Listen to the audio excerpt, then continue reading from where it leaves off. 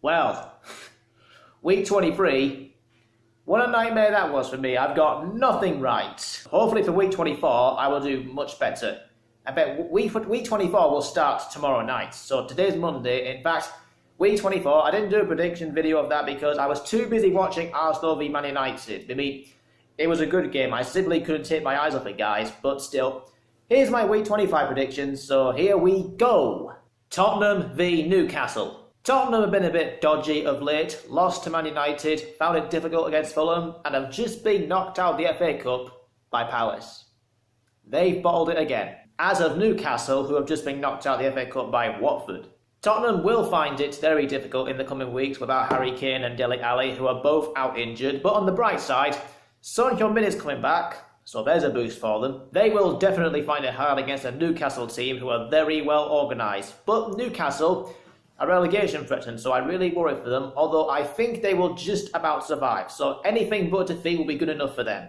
But still think Spurs have enough to penetrate Newcastle's defence, I have to say.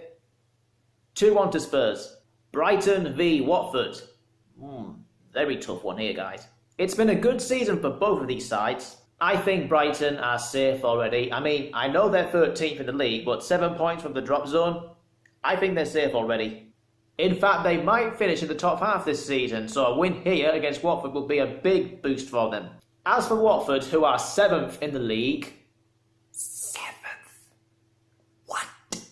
If Watford finish 7th, I think they will definitely deserve it because they have been doing so well this season. But here comes a very tough game for both teams. But since Brighton are very good at home, I predict that Watford will find it very, very difficult. I mean, of course, they're good at scoring goals, Watford, but leaky at the back.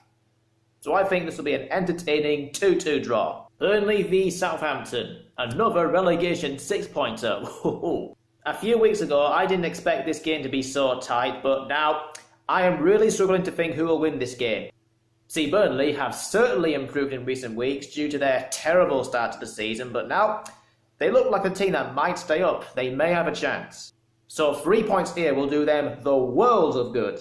As for Southampton, they certainly look like a team who will stay up with their new manager. I mean, I might be wrong, they might go down, but they may have a chance. I mean, it's only January, of course. Well, this game will be played in February. Still, I think both teams will go for the win this time at Turf Moor. I think Burnley will be up for it, Southampton will be up for it, so yep. It's a tough game, a really tough game, so I can't really decide who will win. In fact, I think it'll just be a hard-fought 1-1 draw for both these sides. I mean, you really want anything but a defeat. Chelsea v Huddersfield. Well, Chelsea have Higuain on loan until the end of the season, but is it really enough? I mean, after all, they do need a striker. And all this talk about Hudson-Odoi, I'm actually really quite surprised by that. Anyway, what am I talking about? Back to the game. Still, I don't think Chelsea will struggle against a Huddersfield team who are bottom of the league and look like a team who are going down. Despite their new manager, I mean, I don't think it'll make a difference, but it'll certainly improve their performances. So, in my eyes, striker or not, Chelsea will win comprehensively. 3-0 Chelsea. Crystal Palace v Fulham. A win for both these sides are very much needed at this time. It's kind of getting nervy for Palace in a way because they are 4 points above the drop zone, but still, I think they'll be safe though. For Fulham, it's now or never, so they have to start winning games quickly and keep clean sheets, otherwise, that's it. I think they're going down. It certainly does look like they're going down due to the fact of how things are going for them. But Palace's home form might be a good thing for Fulham because Palace are struggling for goals at home, but Fulham's away form is horrendous. But it'll be tight. It'll be a really tight game because both sides have played really well against Spurs in their last games, but I think the win will fall in Crystal Palace's favour. 2-1 to Crystal Palace. Everton v Wolves. Shockingly, Everton are going off the boil. In fact, so off the boil that they've been knocked out of the FA Cup by Millwall. I mean, that's pretty unbelievable really, but from an Everton's point of view, performances and results have to start improving. Now that Marco Silva is under pressure, I really feel for him because he's only been in the job like 6 months and he's inherited a really rather mediocre Everton squad. As for the game, well, this is the game where Everton will have to dig deep because it's Wolves. Wolves, who are 8th in the league. 8th? 8th? I mean, Wolves 8th, who have just been promoted, that's unbelievable. So the way Wolves are playing right now and how they never give up, I think Wolves will nick the 3 points.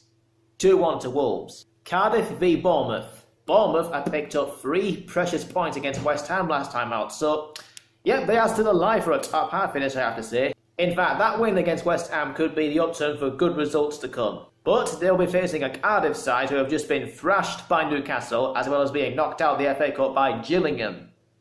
Gillingham! But Cardiff seem to do very well at home, and they are a very tough team to play against, but don't think that'll stop Bournemouth from nicking the 3 points here though. 2-0 to Bournemouth. Leicester v Manchester United. So Leicester need these 3 points, I have to say, to save their manager. I mean, they were terrible against Wolves in a 4-3 defeat. They've been knocked out of the FA Cup by Newport. It's that bad. So if they lose this game against Man United, that's it. Claude Puel is done. And it's not going to look good to me because they're up against a rejuvenated Man United team who have won 8 games in a row. So I presume it's going to stretch to 9 games in a row. 3-1 to Manchester United.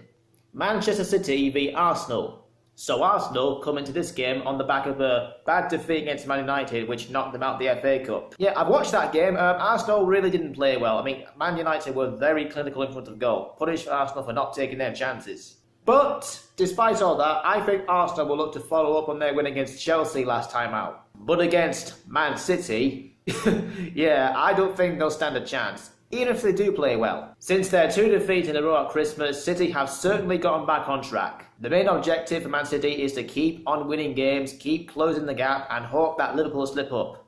That's all it takes. They could find it tough against Arsenal, but this is Man City in 2019 we're talking about. I think they'll win for sure. 2-0 City. West Ham v Liverpool. Whatever the result City get against Arsenal, Liverpool still need to win this game. I believe it's a good time to play West Ham at this moment because they've lost to a struggling Bournemouth side and they have been knocked out of the FA Cup by Wimbledon.